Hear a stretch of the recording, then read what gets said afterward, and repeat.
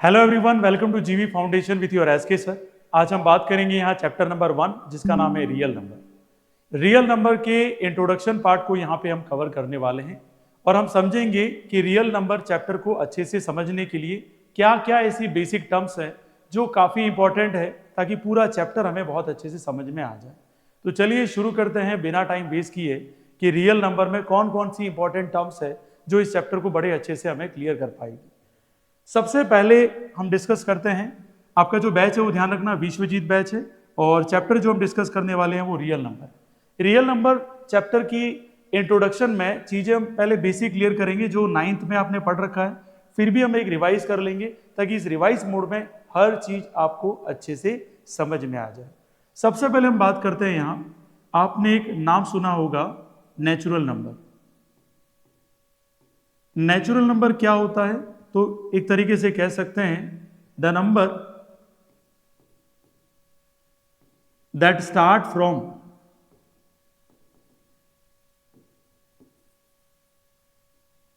One and towards infinite. ऐसा number जो 1 से स्टार्ट होता हो और इनफाइनाइट पे एंड होता हो उसे हम क्या कहते हैं? Natural number. ये बहुत अच्छे से ध्यान रखना है आपको कि नेचुरल नंबर हमेशा 1 से स्टार्ट होगा, ठीक है, एंड सो ऑन। कहां तक चलेगा? ये इनफाइनाइट तक चलेगा। उसके अलावा अगर मैं बात करूं, नेचुरल नंबर के बाद एक कॉन्सेप्ट आता है जिसको आप कहते हैं होल नंबर। क्या कहते हैं डियर स्टूडेंट? Whole number. अब होल नंबर क्या होता है? होल नंबर होता है the number that starts from 0 and towards to infinite. मतलब होल नंबर का ये कॉन्सेप्ट होता है कि इसमें 0 इंक्लूड हो जाता है, 1 2 3 और कहां तक चलता है? ये इनफाइनाइट तक चलता है। तो यहां बेसिक टर्म आप समझिएगा, नेचुरल नंबर तो 1 से स्टार्ट हो रहा था, लेकिन होल नंबर जो है वो कहां से स्टार्ट हो रहा है? ये होल नंबर आपका 0 से स्टार्ट हो रहा है। इसका मतलब ये हुआ प्यारे स्टूडेंट कि जो हमारा होल नंबर है उसके अंदर कौन आ सकता है? नेचुरल नंबर आ सकता है, लेकिन नेचुरल नंबर के अंदर कौन सा नंबर नहीं आ सकता? होल नंबर नहीं आ सकता। चलिए इसके आगे बात करते हैं, डिस्कस करते हैं। इसके बाद बात करते हैं इंटीजर। अब इंटीजर क्या होते हैं? ऐसे नंबर जो पॉइंट में नहीं हो, है ना, फ्रैक्शन में नहीं हो, एक डिजिट की फॉर्म में ये चलते हैं, ऐसे नंबर हमारे इंटीजर नंबर कहलाते हैं। जैसे अगर आप मैं कहूं द नंबर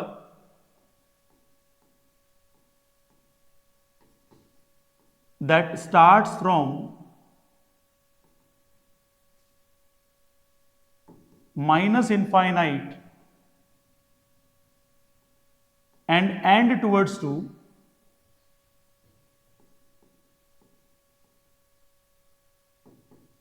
प्लस इनफाइनाइट। ऐसे नंबर जो स्टार्ट तो होते हैं नेगेटिव इनफाइनाइट और एंड कहां पे होते हैं? पॉजिटिव इनफाइनाइट पे होते हैं। ऐसे नंबर को हम क्या कहते हैं? यहां पे इंटीजर्स कहते हैं। जैसे मैथमेटिकली मैं लिखूं तो मैं कह सकता हूं माइनस इनफाइनाइट और फिर मैं ये लिख सकता हूं -3 -2 1 0 1 2 3 और ये कहां तक जाएगा? प्लस इनफाइनाइट तक जाएगा। कहां तक जाएगा? प्लस इनफाइनाइट तक जाएगा। ऐसे जितने भी नंबर्स आपको दिखेंगे इन नंबर्स को हम क्या कहते हैं? इंटीजर्स कहते हैं। क्या कहते हैं? इंटीजर्स कहते हैं। ये बिल्कुल एक बेसिक चीजें हमें समझ में आनी चाहिए। इसके बाद बात करते हैं डियर स्टूडेंट, देखो कई दफा आपको टाइप ऑफ इंटीजर भी देखने को मिल सकते हैं। टाइप ऑफ इंटीजर में वैसे तो मैथ्स के अकॉर्डिंग 2 क्लासिफिकेशन होते हैं इंटीजर्स के। पहला होता है पॉजिटिव इंटीजर्स, दूसरा होता है नेगेटिव इंटीजर्स। लेकिन मैं तीसरा टाइप भी आपको बताना चाहूंगा जिसे हम कहते हैं न्यूट्रल इंटीजर, मतलब 0 भी इसमें इंक्लूड होता है, इसलिए इसको हम क्या कहते हैं? न्यूट्रल इंटीजर्स कहते हैं। तो इस बात का पूरा पूरा ध्यान रखना है और चीजों को हमें अच्छे से समझना है। इसके बाद बात करते हैं हम, पहली जो टर्म आती है that is called rational number. कैसे नंबर? Rational number. यहां से आपका चैप्टर शुरू होता है और बेसिक स्टैंडर्ड 8 का शुरू होता है। जैसा कि आपने स्टैंडर्ड 8 में चैप्टर 1 पढ़ा होगा rational number. Okay, rational number क्या होता है? The number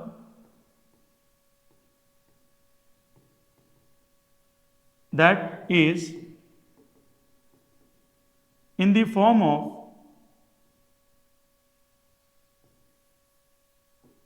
P by Q where Q must be not equal to 0। कहने का मतलब ये हुआ, ऐसे नंबर जो कौन सी फॉर्म में हो, P by Q फॉर्म में हो, लेकिन वहां Q का जो वैल्यू है वो कभी क्या नहीं होगा, 0 नहीं होगा, ऐसे नंबर को हम क्या कहते हैं, रेशनल नंबर कहते हैं। और अगर मैं यहाँ एग्जाम्पल सेट करना चाहूँ तो आप देख सकते हो 1/2, 2/3, 3/5 और भी ले सकते हैं हम 3/10।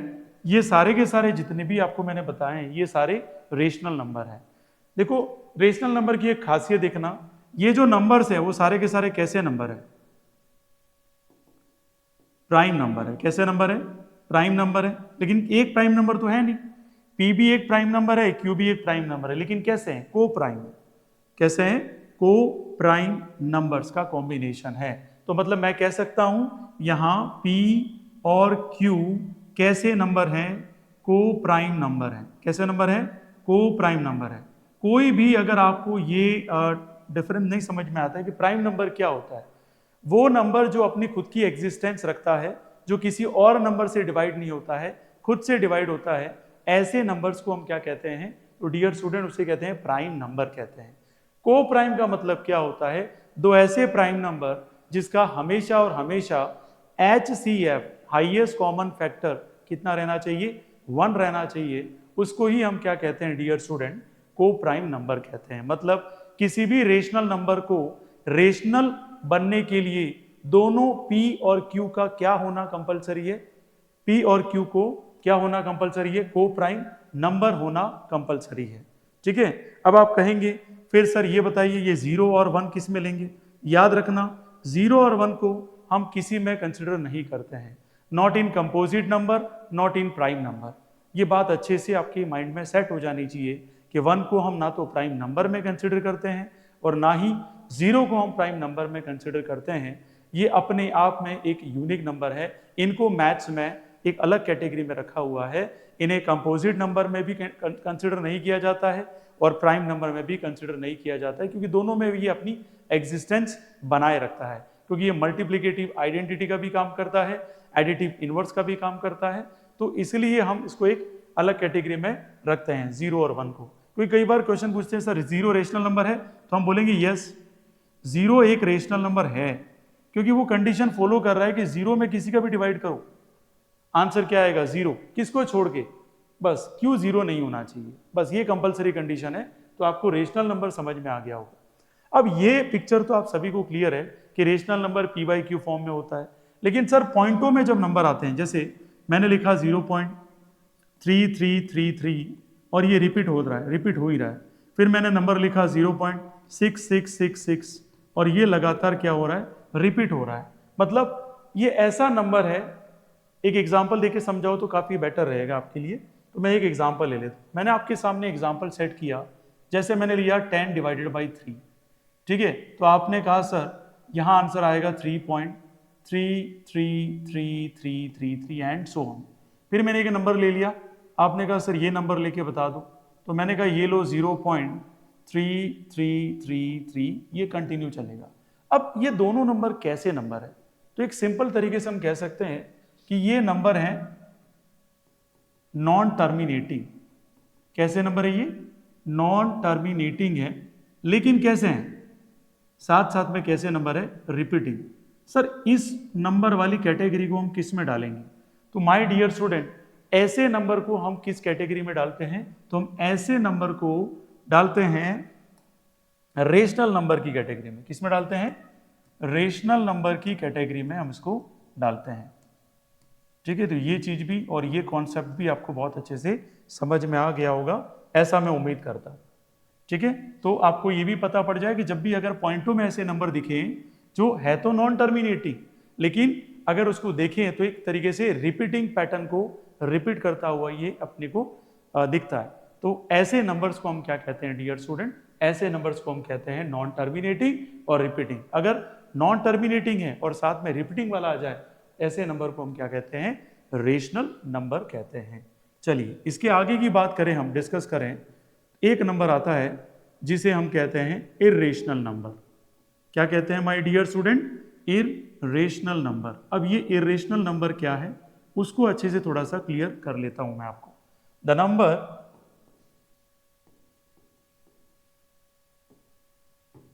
That is in square root form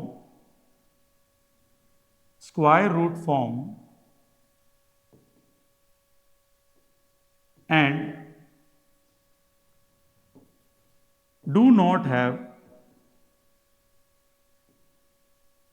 integer solution, do not have integer solution। इसका कहने का मतलब ये हुआ कि एक ऐसा नंबर जो स्क्वायर रूट की फॉर्म में हो लेकिन इसका सोल्यूशन कभी क्या नहीं होना चाहिए, इंटीजर फॉर्म में नहीं होना चाहिए, ऐसे नंबर को ही हम क्या कहते हैं, इर्रेशनल नंबर कहते हैं। जैसे एग्जांपल के लिए आप समझिएगा, जैसे मैंने लिखा √2 और मैंने एक लिखा आपको √4।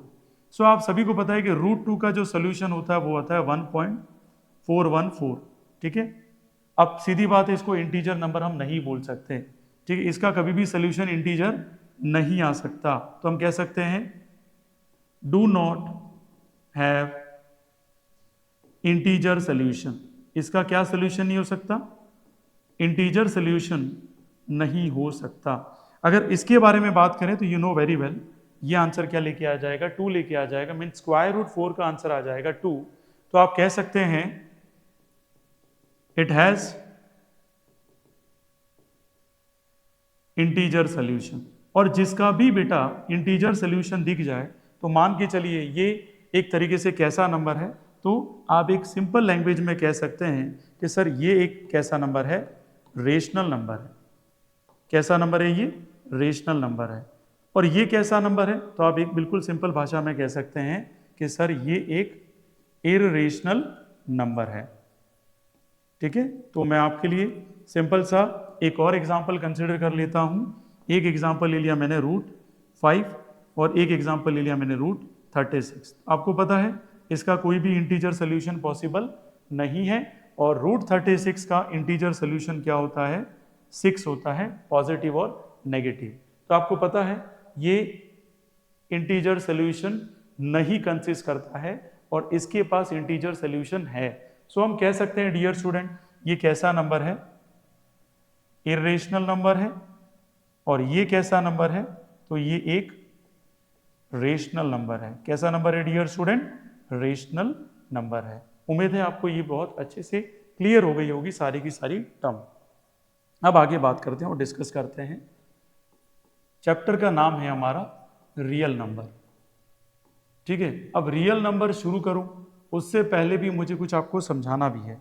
हाँ, इसमें भी थोड़ा देख लेना, इरेशनल नंबर में एक कॉन्सेप्ट मैंने मिस कर दिया। वो कॉन्सेप्ट है, जैसे हम इसको देख के आइडेंटिफाई कर रहे थे तो सर इसमें भी अगर पॉइंटों में जो वैल्यू देखते हैं उसको कैसे समझ पाएं कि वो रेशनल है या इरेशनल है। जैसे मैंने आपको एग्जांपल के लिए एक वैल्यू रखी यहाँ पे और मैंने लिखा 3.30, 300, 3000 एंड सो ऑन। ये एग्जांपल है। अब इस एग्जांपल को देख के बच्चा थोड़ा सा कंफ्यूज होगा, ये सोचेगा ये रिपीटिंग पैटर्न है। तो लगने में तो ऐसा लग रहा है या दिखने में तो ऐसा लग रहा है ये रिपीटिंग पैटर्न है, जबकि रियल में देखा जाए तो डियर स्टूडेंट ये रिपीटिंग पैटर्न नहीं है। क्यों? क्योंकि आप देख सकते हो 3 पॉइंट के बाद 30 आया है, फिर 300 आया है, फिर 300 आया है। तो ये एक तरीके से रिपीटिंग पैटर्न बिल्कुल भी नहीं है। मतलब मैं कह सकता हूं ये नॉन टर्मिनेटिंग तो है, बिल्कुल है, नॉन टर्मिनेटिंग तो है, लेकिन रिपीटिंग नहीं है। मतलब कैसा है, नॉन रिपीटिंग है। और अगर नॉन रिपीटिंग है तो आप इतना मान के चलिए ये एक तरीके से इर्रेशनल नंबर का एग्जाम्पल है। तो बिल्कुल एक सिंपल लैंग्वेज में अगर आप समझ पाएंगे जो मैं यहाँ कन्वे करना चाहता हूँ आपसे, कि ऐसे नंबर जो नॉन टर्मिनेटिंग है लेकिन साथ साथ में रिपीट नहीं हो रहे हैं, मीन्स नॉन रिपीटिंग है, ऐसे नंबर्स को हम सीधा सीधा कह सकते हैं इर्रेशनल नंबर। ठीक है, तो बच्चा ये क्लियर हो गया होगा आप सभी को। तो मैं आगे बढ़ता हूं, नेक्स्ट कॉन्सेप्ट को समझते हैं अच्छे से। रियल नंबर की बात कर लेते हैं। What is real number? It is the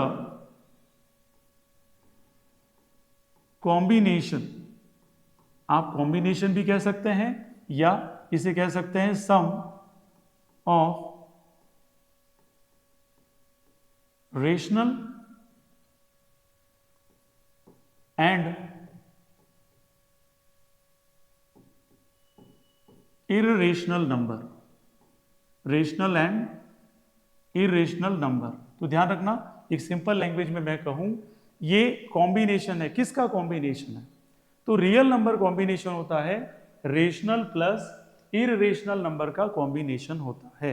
इस बात का पूरा पूरा ध्यान रखना है, और हमारा चैप्टर ही इसी के ऊपर हमें डिस्कस करने की बात करता है।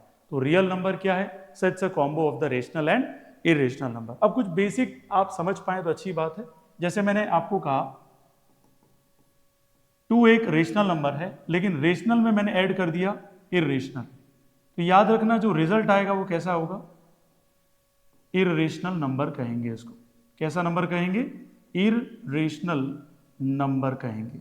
लेकिन अगर मैं यहां ये कह देता हूं 2 का मल्टीप्लाई हमने √3 से कर दिया, तो ये भी जो रिजल्ट आएगा वो भी रिजल्ट कैसा देके आ जाएगा? Irrational number. ठीक है। और अगर ऐसा क्वेश्चन आ जाए कि ये कैसा नंबर है, ठीक है, जैसे 2 में हमने 2 एक रेशनल है, रेशनल में इररेशनल डिवाइड कर दिया, तो ये कैसा है? तो ये भी क्या रहेगा? आपका इररेशनल नंबर ही रहेगा। लेकिन अगर बोला जाए कि सेम, मतलब √3 ऊपर है, √3 नीचे है, तो ये केवल केवल क्या बन जाएगा? Rational number. कहने का मतलब ये हुआ, अगर सेम इररेशनल नंबर डिवाइड में है तो आंसर 1 आता है, और 1 को हम कंसीडर किसमें करते हैं? रेशनल नंबर के अंदर। ठीक है बच्चा, ये आपको समझ में आया होगा, और उम्मीद है कि काफी चीजें आपको क्लियर भी हुई होगी। अब और कौन से कॉन्सेप्ट है जो हमें इस चैप्टर में डिस्कस करना है? तो हमें डिस्कस करना है जो one of the most important concept, एक होता है HCF और एक होता है LCM। अब कई सारे बच्चों को इसकी फुल फॉर्म तो पता होती है, लेकिन ये समझ नहीं पाते हैं कि यहाँ किस चीज पे ज्यादा फोकस है। ये बात करता है फैक्टर, और फैक्टर भी कैसा हमें देखना है? Common factor. हमेशा याद रखना, एक सिंपल भाषा में अगर आपसे मैं कहूं कि 6 के कौन कौन से फैक्टर हैं, तो आप कहोगे सर 6 का 2 भी फैक्टर है और उसका 3 भी फैक्टर है। ठीक है। और फैक्टर हमेशा कैसे होंगे? स्मॉल होंगे। मतलब जैसे 6 के फैक्टर में कौन आया? 2 और 3 आया। क्या 2 6 से बड़ा है? नहीं ना, छोटा ही है ना। क्या 3 6 से बड़ा है? नहीं है, छोटा ही है। तो 3 और 2 एक तरीके से फैक्टर है, और फैक्टर हमेशा कैसी वैल्यू रहेंगे? Small value. तो हमेशा ध्यान रखना, जब भी हम HCF की बात करेंगे तो इसमें कॉमन फैक्टर लेंगे, और कॉमन फैक्टर भी वो होगा जो सब में हो, लेकिन उसकी पावर कैसी होनी चाहिए? Power that is minimum but in all. Example लेके भी समझाऊंगा तो आपको काफी चीजें क्लियर हो जाएगी। मैंने यहां लिखा है HCF का मतलब है फैक्टर को हमें फोकस करना है, और वो भी हमें कॉमन फैक्टर को ढूंढना है, उसमें भी हमें मिनिमम पावर लेनी है। अब यह है मल्टीपल। ठीक है। और मल्टीपल में भी क्या लिखा हुआ है यहां पे बेटा? मल्टीपल में लिखा है लिस्ट कॉमन मल्टीपल। किसकी बात करिए? List common multiple. तो लिस्ट कॉमन मल्टीपल का यहां क्या मीनिंग है? जैसे मैंने कहा 2 का क्या मल्टीपल होगा कि वो 6 आ जाए, तो आपने कहा 3। 3 का क्या मल्टीपल होगा? तो कौन होगा? 2। मतलब यहां पे ये हुआ कि हमें जो पावर लेनी है वो कैसी लेनी है? हाईएस्ट पावर हमें कंसिडर करनी है। जैसे अगर आपको मैं पूरा चीज अगर क्लियर करूं, लिस्ट का मतलब क्या होता है? मैंने कहा at least I want Honda city. इसका मतलब ये हुआ कि मुझे मिनिमम कोई कार अगर आप गिफ्ट करोगे तो मुझे चाहिए होंडा सिटी। फिर कहोगे सर BMW देके चलेगा? बिल्कुल चलेगा, BMW दोगे तो। लेकिन अगर मुझे होंडा सिटी से नीचे अगर आप ऑल्टो कार देते हो तो वो मुझे नहीं चलेगा। ये मीनिंग होता है एटलीस्ट। लेकिन अगर मैं इसी वर्ड को ऐसे यूज करूं एटमोस्ट, जैसे हम कॉमन फैक्टर निकालते हैं, मैंने कहा at most I want Honda City, means अगर आप मुझे ऑल्टो कार दोगे तो भी चलेगा, क्योंकि मेरी लास्ट जो कैपेसिटी है वो होंडा सिटी की है। वो एक वर्डिंग के थ्रू, आपको एग्जाम्पल के थ्रू मैंने समझा दिया। ठीक है बच्चा। अब देखो यहां जो चीज आपको समझनी है, देखो बेटा, सबसे बड़ी बात होती है लिस्ट कॉमन मल्टीपल में हम हाईएस्ट पावर को फोकस करते हैं। जैसे अगर आपने मुझे कहा 12 और 36, ठीक है, अब मुझे बताओ, सभी को आइडिया होगा 12 मीन्स हम मैं कह सकता हूं 3 इंटू 2 हो जाएगा, और 36 में क्या होगा, आप बोलोगे 3 इंटू 2 हो जाएगा। अब अगर इसको लिखें 3 की पावर 1 तो 2 की पावर 2, इधर 3 की पावर क्या हो जाएगी 2, और 2 की पावर क्या हो जाएगी 2। अब आपसे सीधा अगर क्वेश्चन पूछूं मैं कि 12 और 36 का HCF क्या होगा, क्या पूछ रहा हूं मैं, 12 और 36 का HCF क्या होगा, तो आप मुझे यही कहेंगे कि सर आपने कहा था मिनिमम, ठीक है, power but that is minimum but in all, सब में होना चाहिए। पहले मुझे बताओ इन दोनों में 3 है क्या, तो आपने कहा बिल्कुल है सर 3। इन दोनों में 2 है क्या, तो बिल्कुल दोनों में 2 है, ठीक है। अब देखो यहां दोनों में है, लेकिन बताओ 3 की पावर 1 कंसिडर करें या 3 की पावर 2 कंसिडर करें, नहीं सर आपने कहा था मिनिमम पावर, तो मैंने HCF के लिए 3 की पावर क्या कंसिडर कर ली 1। अब यहां पे दोनों पावर सेम हो गई है, सेम हो गई तो कोई भी आप कंसिडर कर सकते हो, तो मैंने यहां क्या कंसिडर कर लिया बेटा, 2 की पावर 2 कंसिडर कर लिया। अब आपने कहा सर 3 और ये 4, मतलब 12 यहां पे सीधा सीधा क्या आ गया आपका HCF आ गया, क्या आ गया बेटा HCF। अब मैं बात करता हूं LCM की, तो ये आपको क्लियर हो गया होगा HCF वाला फंडा, कि यहां मिनिमम पावर लेनी है और कॉमन फैक्टर देखने हैं। पावर इक्वल है तो किसी को भी कंसिडर कर सकते हो, पावर इक्वल नहीं है तो मिनिमम पावर को हम फोकस करते हैं। मल्टीपल, मल्टीपल का मतलब ये हुआ, अब 12 36 है तो 12 का क्या मल्टीपल होगा, 3 मल्टीपल होगा तब जाके 36 बनेगा। अब इन दोनों में देखो, सबसे पहले देखो 3 की पावर हाईएस्ट कौन सी है, तो आपने कहा सर 3 की पावर हाईएस्ट तो 2 है। इन दोनों में देखो 2 की पावर हाईएस्ट कौन सी है, तो 2 है, तो हमने कहा 3 की पावर 2 कितना होता है 9, 2 की पावर 2 कितना होता है 4, तो यहां कितना आ गया 36 आ गया। कितना आ गया बेटा 36। मतलब देखो ये यहां लिस्ट कॉमन मल्टीपल है, मतलब मैक्सिमम को कंसिडर करेगा, मिनिमम को कंसिडर नहीं करेगा। अगर दोनों में नहीं है तो फिर किसको कंसिडर करेगा, जो एक आया है। जैसे मान लो मैंने यहां बोला एक 5 है एग्जांपल के लिए, साथ में मल्टीपल 5 है और यहां पे 7 है, तो मुझे 5 और 7 दोनों को कंसिडर करना है, क्योंकि ऊपर 7 नहीं है तो 7 की पावर 0 है, नीचे 5 नहीं है तो 5 की पावर 0 है, तो बड़ी कौन है 5 की पावर 1 बड़ी है 0 से, ठीक है। ये एक बेसिक कॉन्सेप्ट हो जाता है LCM का, और ये कॉन्सेप्ट हो जाता है HCF का। उम्मीद है यहां तक आपको समझ में आ गया होगा। अब जो मुझे कॉन्सेप्ट यहां डिस्कस करना है that's also very important.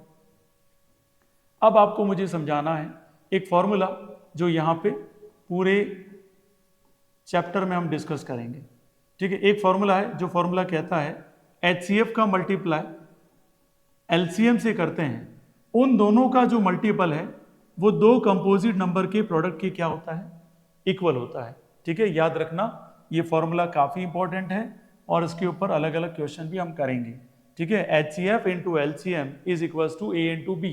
HCF highest common factor, LCM least common multiple किसके बराबर होता है, दो कंपोजिट नंबर के प्रोडक्ट के इक्वल होता है। अब जरूरी नहीं है कि दोनों ही कंपोजिट नंबर हो, लेकिन इनका जो रिजल्ट आएगा वो कंपोजिट नंबर का ही होगा, ठीक है। तो ये दोनों नंबर को हम ये भी कह सकते हैं एक तरीके से कि एक प्राइम हो तो दूसरा कंपोजिट हो सकता है, पहला कंपोजिट हो तो दूसरा प्राइम हो सकता है, दोनों ही क्या हो सकते हैं कंपोजिट हो सकते हैं, लेकिन इनका जो फाइनल प्रोडक्ट होगा वो हमेशा कैसा रहेगा, कंपोजिट नंबर ही रहेगा। अब देखो कंपोजिट नंबर क्या होता है, what is composite number.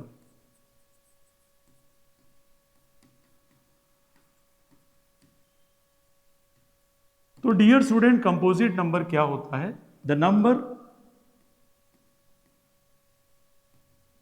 Is product of prime number. ये प्राइम नंबर का क्या होता है, प्रोडक्ट होता है, उसी को हम क्या कहते हैं डियर स्टूडेंट, कंपोजिट नंबर कहते हैं। जैसे अगर आपसे कोई क्वेश्चन पूछे वो मिनिमम कंपोजिट नंबर बताइए, तो मिनिमम कंपोजिट नंबर कौन है 1। पहले का मैंने 1 को ना तो हम प्राइम नंबर मानते हैं ना ही कंपोजिट नंबर मानते हैं। 2 ऑलरेडी प्राइम नंबर है, 3 वो भी एक प्राइम नंबर है। तो मिनिमम या सबसे छोटा कंपोजिट नंबर कौन सा हुआ, द स्मॉलेस्ट कंपोजिट नंबर कौन हुआ, 4 हो गया, क्योंकि 4 के फैक्टर कौन कौन है, तो 2 इंटू 2, तो मैंने कहा वही कि कंपोजिट नंबर क्या है, प्रोडक्ट ऑफ प्राइम नंबर। तो बना किससे है, प्राइम नंबर के प्रोडक्ट से बना है। और वर्डिंग नहीं समझ में आए तो यहां इसका हेडलाइन समझ लो, कंपोजिट नंबर, कंपोज किया हुआ, किससे कंपोज किया हुआ, प्राइम नंबर से। तो ऐसे नंबर, ठीक है, जो किसका प्रोडक्ट हो, प्राइम नंबर का प्रोडक्ट हो, उसे हम क्या कहते हैं, कंपोजिट नंबर कहते हैं। ठीक है, यहां तक सभी बच्चों को समझ में आ गया होगा।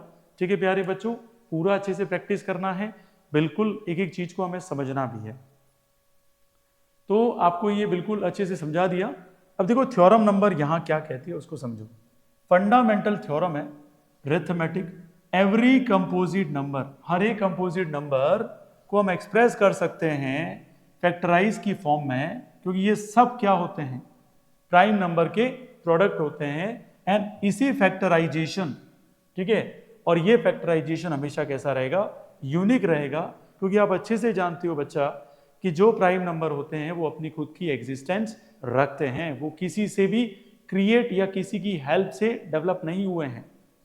And apart from the order in which the prime factors occur, तो जो इनका ऑर्डर होता है उस फॉर्म में ये फैक्टर्स हमें मिलते हैं। नेक्स्ट, ये जो एक्सरसाइज है 1.1, ठीक है, उसको करने से पहले मैं चाहूंगा कि आपको बेसिक चीजें अच्छे से क्लियर हो जाए। अब एक क्वेश्चन आता है जो हमें यहाँ पे काफी परेशान करने वाला है। वो क्वेश्चन आएगा, prove that √2 is an irrational number, ताकि अपनी एक क्लास में पूरे इंट्रोडक्शन में आपको पूरा चैप्टर समझ में आए कि चैप्टर में करना क्या है। Prove that √2 is an irrational number, ये अपने को प्रूव करने वाला आता है, वो अच्छे से हमें करना चाहिए। देखो प्रूव करने वाले क्वेश्चन में, अब देखो √2 को इरेशनल नंबर हमें प्रूव करना है, तो शुरू कैसे कर रहे हैं हम, पहला ही जो हमारा अजम्पशन है वो रॉन्ग है, लेकिन वो रॉन्ग है उसको भी हमें प्रूव करना पड़ेगा, तब जाके हम कह सकते हैं कि यस, हमने जो यहाँ शो किया है वो एंडिंग में हमने ये भी प्रूव कर दिया कि हमारा जो सपोज किया हुआ फैक्टर था या जो हमारा कॉन्सेप्ट था वो आगे जाके क्या हो रहा है, रॉन्ग हो रहा है। तो सबसे पहले हम करेंगे, से फिक्स पैटर्न है इसका, कोई अलग अलग पैटर्न नहीं है। Suppose √2 is an rational number, अब ये हमने लिख दिया, ठीक है, तो रेशनल नंबर का मतलब ये हुआ √2 बराबर हमने लिख दिया a/b। अब रट्टा मत मारना, a/b लिख सकते हो, p/q भी लिख सकते हो, जो भी इच्छा हो, और यहाँ कंडीशन जरूर ध्यान रखना, b 0 नहीं होना चाहिए, एंड और रेशनल के लिए a एंड b क्या होने चाहिए, को प्राइम नंबर होने चाहिए, को प्राइम नंबर। ठीक है, अब ये आपको मैं बेसिक समझा चुका हूं वीडियो में, को प्राइम नंबर होने चाहिए। को प्राइम नंबर का मतलब ये होता है बेटा, इनका जो HCF है वो हमेशा कितना आना चाहिए, 1 आना चाहिए। अब सॉल्व करके देखते हैं एक बार कि ऐसा होता है या नहीं होता है। तो हमने दोनों तरफ क्या कर दिया, स्क्वायर, तो हमने लिखा स्क्वायर बोथ साइड, दोनों तरफ स्क्वायर कर लेते हैं। अब स्क्वायर करेंगे तो आपको पता है √2 का क्या हो जाएगा, स्क्वायर, और a/b का भी क्या हो जाएगा, स्क्वायर। अब देखो इसको सॉल्व करके भी बता देता हूं, 2 की पावर 1/2 जो रूट होता है वो एक तरीके से पावर है, और पावर में उसको क्या लिखा जाता है, 1/2 लिखा जाता है, और होल पावर आ जाएगी 2। अब आपने पढ़ा होगा 8th क्लास में कि पावर की पावर मल्टीप्लाई होती है, तो पावर की पावर जब मल्टीप्लाई होगी तो ये 2 से 2 कैंसिल हो जाएगा और आंसर आ गया 2 की पावर 1। ठीक है, तो ये हो गया 2 और ये आपका हो गया a² और b² हो गया। अब इसको समझो, यहां आ गया 2b² और इधर आ गया आपका a² आ गया। अब चीजें क्या समझनी है, हमें एक थ्योरम अच्छे से क्लियर करनी है कि अगर मैं आपसे कहूं ये 36 है, ठीक है, और ये आपका प्राइम नंबर है, प्राइम नंबर को मैं मान लेता हूं p और इसको मान लेता हूं a का स्क्वायर। थ्योरम कहती है अगर p a² को डिवाइड करता है तो p a को भी क्या कर सकता है, डिवाइड कर सकता है। ठीक है, थ्योरम को बड़े अच्छे से समझना, वैसे जब मैं एक्सरसाइज कराऊंगा तब भी वहां वापस समझाऊंगा। अगर ये p एक प्राइम नंबर है, वो अगर a² को डिवाइड करता है तो p a को भी डिवाइड करेगा। अब एग्जांपल से समझो, 2 अगर 36 को डिवाइड कर रहा है तो 2 6 को भी डिवाइड कर सकता है कि नहीं कर सकता है, क्योंकि 36 किसका स्क्वायर है, 6 का स्क्वायर, तो यहाँ तो मैं 6 स्क्वायर लिख देता हूँ और यहाँ 6 लिख सकता हूँ। क्या 2 6 स्क्वायर को डिवाइड करेगा? तो आपने कहा बिल्कुल सर करेगा, क्योंकि 36 में जैसे ही 2 डिवाइड करेंगे तो आंसर 18 आ जाएगा। फिर आपसे मैं ये कहूँगा कि क्या 2 6 को डिवाइड करेगा? तो आप कहेंगे बिल्कुल सर करेगा। तो ये थ्योरम यहाँ पे हम इस्तेमाल करने वाले हैं और यहाँ लिखेंगे, ये तो एग्जाम्पल था, 2 divide a square then it also divide a।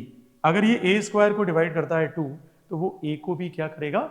Divide करेगा। इस बात का जरूर ध्यान रखना। अब मुझे इन फैक्टर्स को प्रूव करना है, तो मैं थोड़ा यहां लिख देता हूं, अच्छे से समझ लेना। अब देखो इधर, अब यहां चीजों को अच्छे से समझ लो। मैं यहां ये कहना चाहता हूं कि भाई हमने यहां पे 2 को देखा कि वो a स्क्वायर को डिवाइड कर सकता है, तो वो किसको डिवाइड कर सकता है? a को भी कर सकता है। अब यहां समझो कि इस क्वेश्चन को आगे बढ़ा के कैसे करा जाएगा। अच्छा, मैं आपको एक क्वेश्चन पूछूं, 1 के बाद क्या आएगा? तो आप कहेंगे 2, 2 के बाद क्या आएगा? तो 3। अब अल्फाबेटिकली ऑर्डर पे हम चलते हैं। मैंने अगर पहला नंबर रेशनल में a माना है, तो दूसरा क्या माना है? b माना है, तो तीसरा क्या होना चाहिए आपके हिसाब से? तो आप बोलोगे सर c ही होना चाहिए। और बताओ ये जो a बाई बी है वो किसके बराबर हम लेके आए हैं? √2 के बराबर, मतलब माना है हमने, अजम्पशन लिया है। तो याद रखना, अब मैं यहां पे a को किसके बराबर ला रहा हूं? 2c के बराबर। कि अगर पहला को प्राइम नंबर a है, दूसरा b है, तो तीसरा मैं क्या मान रहा हूं? c। लेकिन किसके इक्विवेलेंट चल रहे हैं ये? तो आप बोलेंगे सर ये किसके इक्विवेलेंट चल रहे हैं? √2 का स्क्वायर करके हम ये चीज लेके आ रहे हैं, तो 2 के मल्टीपल की फॉर्म में चलते हैं। अब ये जो इक्वेशन हमारी कौन सी थी? फर्स्ट। ये इक्वेशन हमारी second. Now put the value of equation second in first. हम ये इक्वेशन सेकंड की जो वैल्यू है वो फर्स्ट में रख लेते हैं। अब ये 2b स्क्वायर का 2b स्क्वायर a की जगह रखें 2c स्क्वायर, तो हमारे पास ये आया 2b स्क्वायर, इधर आ गया 4c स्क्वायर और ये आ गया 2। और हम समझ सकते हैं यहाँ पे ये लिख दिया b square is equal to में क्या आ जाएगा? 2c square. और यहाँ लिखेंगे 2 divide b square then it also divide b। बस यही हमारा इंपॉर्टेंट फैक्टर था कि हमने यहां कहा था अगर 2 किसको डिवाइड कर सकता है? a स्क्वायर को, तो वो a को भी डिवाइड कर सकता है। यहां पे भी यही पैटर्न आया। अगर 2 b स्क्वायर को डिवाइड कर सकता है, तो वो b को भी डिवाइड कर सकता है। पर सर आपने ये किया ही क्यों? हमने इसलिए किया बच्चा कि हमने जब सपोज किया था तब a और b कैसे नंबर थे? को प्राइम नंबर थे, और उनका HCF हमेशा कितना होना चाहिए? 1 होना चाहिए। लेकिन जब हमने इसको सॉल्व किया तो हमने देखा कि यहां HCF जो है, यहां देखिए a स्क्वायर बराबर 2b स्क्वायर आ रहा है और यहां b स्क्वायर बराबर क्या आ रहा है? 2c स्क्वायर है। इन दोनों में अगर कॉमन देखें, हाईएस्ट कॉमन फैक्टर, तो मुझे यहां 2 दिखाई देता नजर आ रहा है। मतलब HCF कितना आ गया? 2 आ गया। यही पर हमारा अजम्पशन रॉन्ग हो गया, जो मैं यहां लैंग्वेज लिख रहा हूं। मैं लिख रहा हूं a and b are not coprime number. a और b कैसे नंबर नहीं है? तो ये को प्राइम नंबर नहीं है। क्यों नहीं है? बिकॉज द HCF ऑफ को prime is always 1, but here it is 2। जैसे हम जानते हैं कि कोई भी रेशनल नंबर होता है वो दो प्राइम नंबर से मिलकर बनता है, और दोनों नंबर एक साथ आए हैं यहां, तो उसे हम को प्राइम कह देते हैं। और को प्राइम नंबर का हमेशा HCF होना चाहिए 1। लेकिन जब हमने सॉल्व किया यहाँ पे जो हमारा अजम्पशन के अकॉर्डिंग, तो यहाँ HCF आ गया 2। तो ये कॉन्ट्राडिक्शन पैदा हो गई कि हमारे जो माना, जो हमने रेशनल नंबर माना, उसके हिसाब से तो HCF 2 आना चाहिए, लेकिन रेशनल नंबर को प्राइम नंबर लेके बैठता है तो उसका HCF हमेशा कितना आना चाहिए 1, लेकिन सोल्यूशन में जो HCF आ गया वो कितना आ गया 2 आ गया। और इसी से हम कह सकते हैं दिस इज द कॉन्ट्राडिक्शन, ये मेन कॉन्ट्राडिक्शन है। बच्चों समझ में आया कॉन्ट्राडिक्शन कि हमने रेशनल नंबर जब माना था एक इरेशनल नंबर को, तो ए और बी कैसे नंबर थे, को प्राइम नंबर थे, और को प्राइम नंबर का HCF 1 होना चाहिए। हमने जो सोल्यूशन किया, ये पूरा सारा सोल्यूशन किया, उस सोल्यूशन में देखा कि HCF कितना आ गया 2 आ गया, क्योंकि यहां पे भी बी स्क्वायर को 2 डिवाइड कर रहा है और बी को भी 2 डिवाइड कर रहा है, यहां पर भी 2 किसको डिवाइड कर रहा है डियर स्टूडेंट, ए स्क्वायर को कर रहा है और ए को कर रहा है, मीन्स ए और बी का जो HCF है वो 2 आ गया। और अकॉर्डिंग टू कॉन्सेप्ट जो हमारा अजम्पशन है उसको अकॉर्डिंग टू 1 आना चाहिए, तो यही कॉन्ट्राडिक्शन है। तो हम कह सकते हैं ड्यू टू दिस कॉन्ट्राडिक्शन, ये जो कॉन्ट्राडिक्शन हुई है जिसकी वजह से हम ये कह सकते हैं √2 इज एन इर्रेशनल नंबर, और इसकी वजह से √2 कैसा नंबर है, इर्रेशनल नंबर है। कई बच्चों को यही समझ में नहीं आता कि कॉन्ट्राडिक्शन है क्या, बस रट लेते हैं, रटना नहीं है बच्चों, बहुत अच्छे से कॉन्सेप्ट को क्लियर कर लो कि यहाँ कॉन्ट्राडिक्शन सबसे इजी तरीके से मैंने आपको समझा दी। हमने जो सोल्यूशन किया जिसमें हमने कहा 2 ए स्क्वायर को भी डिवाइड कर रहा है और ए को भी कर रहा है, और यहाँ 2 बी को भी सी को डिवाइड कर रहा है dear student, sorry b square को डिवाइड कर रहा है और बी को भी कर रहा है, तो हम देख सकते हैं HCF ए और बी का कितना आया है 2 आया है, जबकि हमारा अजम्पशन रेशनल नंबर था, और रेशनल नंबर किससे बनता है, प्राइम नंबर से बनता है, और दो प्राइम नंबर का अगर हम HCF देखें जिसको हम बोलते हैं को प्राइम नंबर, तो को प्राइम नंबर का HCF हमेशा कितना आना चाहिए 1 आना चाहिए, ठीक है। तो आया 2 है, आना 1 चाहिए था हमारे अजम्पशन के according.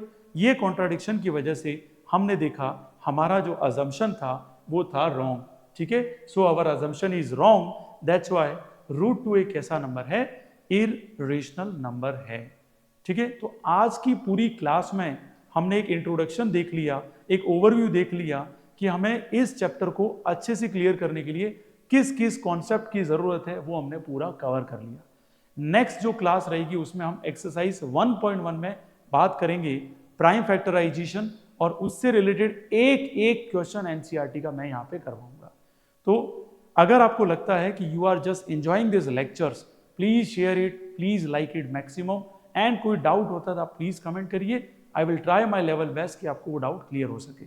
So thank you so much for just watching GV foundation with SK sir. मिलते हैं नेक्स्ट क्लास में और डिस्कस करते हैं एक्सरसाइज नंबर 1.1 को। आपका दिन शुभ रहे।